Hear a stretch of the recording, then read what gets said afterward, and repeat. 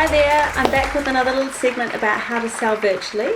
BONITA, nice to see you again.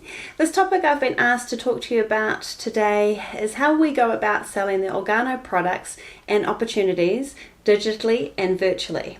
As the world has dramatically changed in the past year due to COVID-19, we must also adapt to how we are doing business in different ways.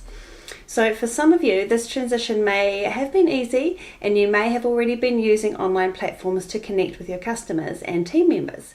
But for others, it may seem really scary and a very daunting place if you are unsure where to start or even to how to go about using any of these online platforms, let alone a smartphone. So virtual selling has become vital and in many cases mandatory in a way to do business.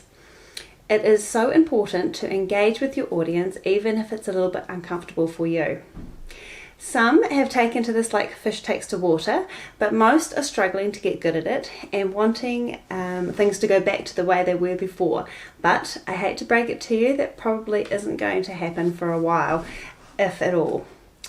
Many customers do enjoy the ease of shopping online, so it is essential for you to get really good at how to offer that to them. Practice does make it easier, I promise. Social platforms like Facebook and Instagram are very popular and can work very well for selling virtually.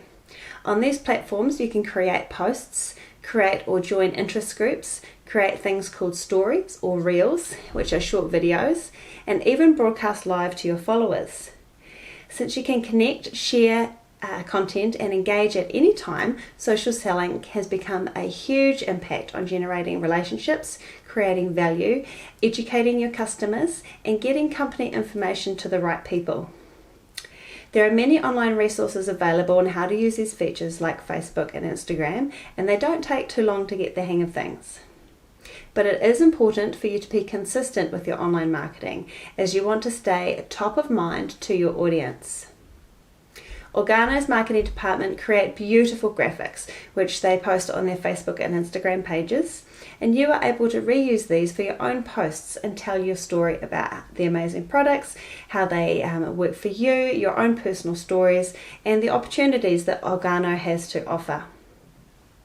Other ideas for marketing online are using your own testimonials and feedback from customers.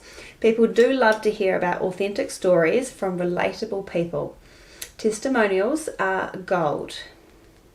Be sure also to be up to date with the rules around influencer marketing on Facebook and Instagram. Ensure that your followers know that you are essentially selling a product. So use the hashtags like ad or advertisement in your posts will help safeguard you and ensure transparency. Also, maintaining an email database of your customers is vital. If something would happen to social networks one day, how would you connect with your customers easily? So MailChimp is an easy to use email marketing tool that I've used myself for many years, and it is straightforward and easy to use and easy to customize to your own style as well. Blog posts are another way to connect online if you have a website of your own, and a great way to share helpful information and recommend products. The use of video conferencing like we're doing now on the likes of Zoom and Skype has skyrocketed in the last year, with many companies relying solely on it to communicate with employees around the world who are at home working remotely. It is a fantastic way for you to also talk to your customers and prospects in a more private setting than say Facebook or a live Instagram stream. Video conferencing is another extremely valuable tool to use in your business, and the more people are using it, the easier it is for everybody as time goes on because we're all getting upskilled on it. But it does come with some of its own challenges as well, and some of the main reasons this is more challenging is because the presentation is not as personal. Your audience could be or is multitasking right now. When you're selling to a person face-to-face, you normally have undivided attention, so people aren't as prone to checking their emails, checking their phone, opening a web browser, watching a movie, or anything while you're talking to them face-to-face. So you can't read body language, you don't have the luxury of looking at somebody in the eye and pulling them back when their attention starts to waver. Your presentation is too passive unless you make an effort to interact with your audience. Otherwise they can sit back, check out, do other stuff while they just listen to your voice in the background. So what can you do? Here are some tips to help improve your quality of your online meetings. So number 1, dial down distractions. You can't avoid every distraction caused by participants during your call, but you can control at least what is going on in your own space and not add to those distractions. Before every call, silence your phone, close your emails and messenger apps, and make sure that you won't be interrupted for the duration of the meeting. The goal is to make it as easy as possible for your participants to focus on you and your presentation. To that end, consider how your appearance comes across to your meeting attendees as well. So your background lighting, your sound, and your video will all impact your buyer's ability to pay attention and stay engaged. Number 2, simplify your background. Your background should look clean, professional, and distraction-free.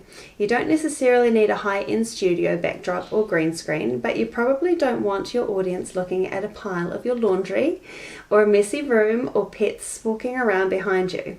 I quite like the lights myself. Keep your husband, your wife, your girlfriend, your boyfriend, your kids, and whoever else away from you when you're doing your presentation, and they need to be aware that you are conducting business and that you cannot be interrupted during your presentation. You want your audience to be focused on you and you alone.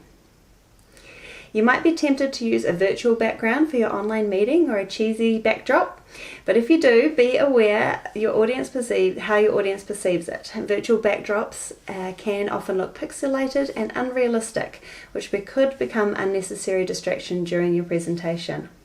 A simple white backdrop is always a reliable option. Otherwise, choose a tasteful and uncluttered location that doesn't pull attention away from your presentation. Number 3. Get your lighting right. If your light source isn't bright enough, your video might look grainy, and if you don't position your lighting properly, people won't be able to see your face while you're presenting.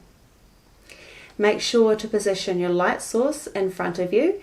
Bright natural light from a window is ideal, but if that isn't possible, you can use a simple 2 lighting setup by placing one light on either side of your monitor to create a soft lighting for your video calls. Today I have light coming through my window, and I've also got a light to the side.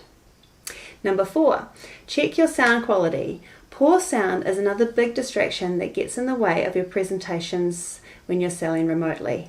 Your default microphone and speakers might make your voice sound grappled, tinny, or far away depending on the device.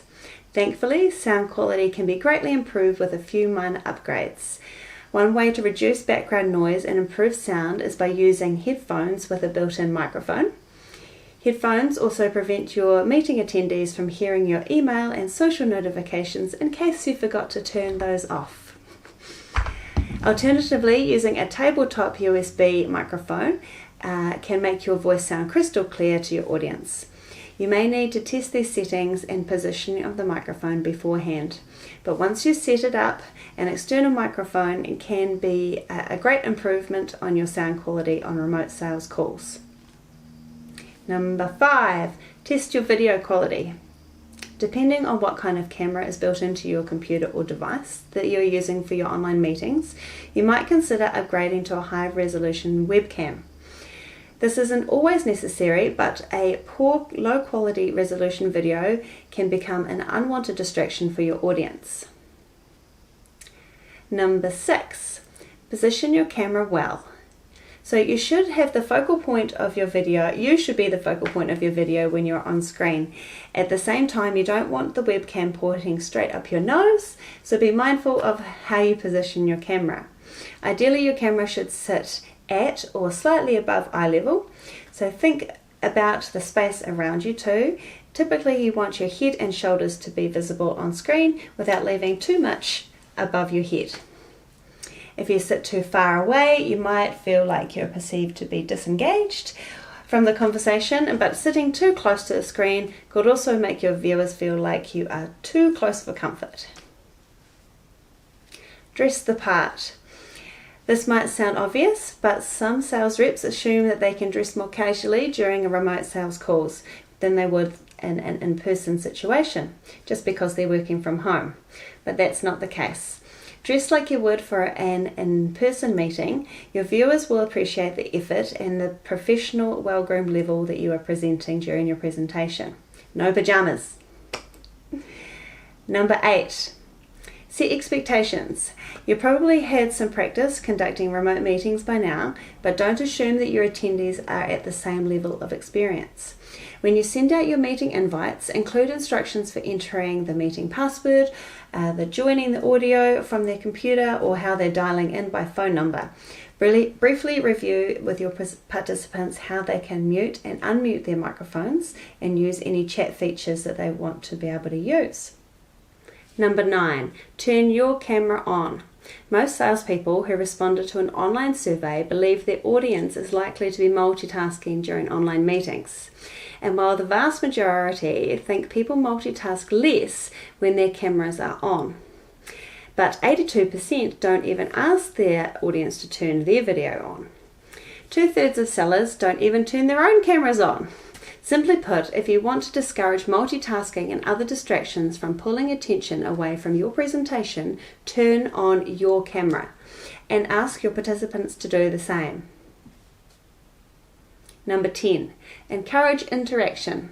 Beyond the use of the chat feature and asking people to turn their cameras on, you can also encourage interaction by asking questions.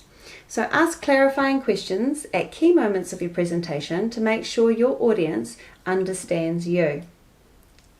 And ask reflective questions to give your audience time to think and pause about their current situation and how it relates to your message. If your meeting software also allows it, you might want to use an online poll. Number 11, ensure you have a fast internet. So when you use online video streamings and other programs, these can take up a lot of bandwidth. So try and get the best speed possible of your internet without breaking the bank. To have successful video conferencing calls, it is essential to have fast internet and to minimize strain on your computer while streaming. Whenever I go live on a call or a stream, I make sure I turn things off like Dropbox, as it likes to run checks on my system periodically, which slows things down and can cause some buffering.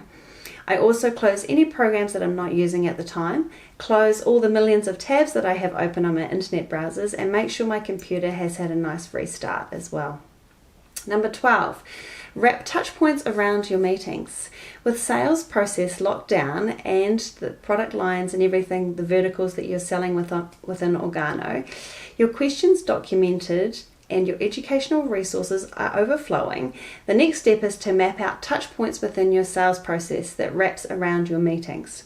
Touch points include sales-generated emails, text messages, phone calls, video calls, follow-up emails, nurture emails, and any documents that you're using with your prospects and customers. In short, you want to stay top of mind even after your meetings are over. You want to continue the conversation with the prospects even when you're not talking to them anymore.